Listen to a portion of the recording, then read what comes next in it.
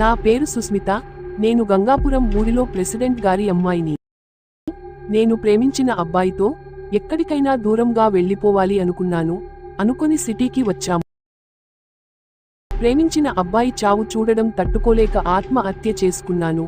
ఆ రోజు రాత్రే ఎవరో ఊరి బయట శ్మశానం దగ్గర చేతబడి పూజలు చేయడంతో వాడిని కొట్టి ఊరి నుంచి బయటకి పంపేశారు. ఆ ఊరి శాపాన్ని తొలగించడానికి ఏదైనా మార్గం లేదా?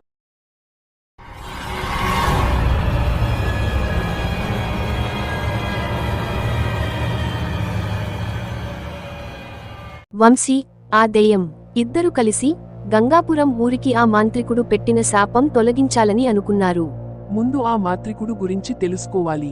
ఆ మాంత్రికుడు ఎవరు, ఎందుకు శ్మశానంలో శుద్ర పూజలు చేశాడు, అది తెలుసుకోవాలి అని వంశీ అన్నాడు. అప్పుడు ఆ దెయ్యం, అది తెలుసుకోవడం నువ్వు అనుకున్నంత సులభం కాదు.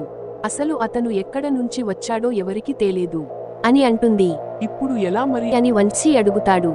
అప్పుడు ఆ దెయ్యం, నువ్వు ఎవరైనా స్వామీజీని కలిసి మా ఊరి శాపం గురించి చెప్పు, అప్పుడు ఆ స్వామీజీ ఏదైనా సహాయం చేయొచ్చు అని ఆ దెయ్యం అంటుంది.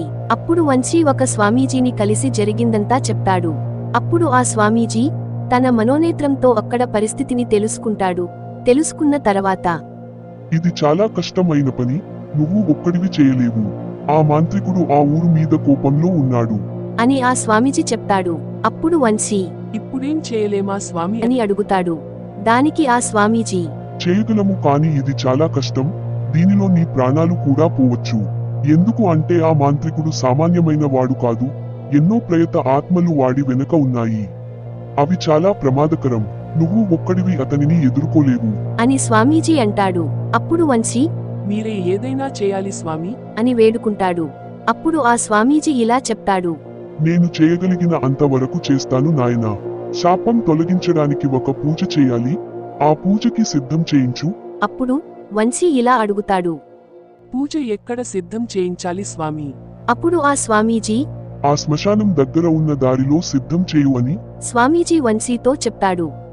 అప్పుడు వంశీ భయపడి, ఆ దారిలో దెయ్యాలు తిరుగుతుంటాయి కదా, ఎలా సిద్ధం చేయగలను అని వంశీ స్వామీజీకి అంటాడు. అప్పుడు ఆ స్వామీజీ, నువ్వేం భయపడకు, రేపు పౌర్ణమి, దెయ్యాలకి శక్తి అంత ఎక్కువ ఉండదు, వాటిని రేపు మాత్రమే అప్పగలము అని స్వామీజీ అంటాడు.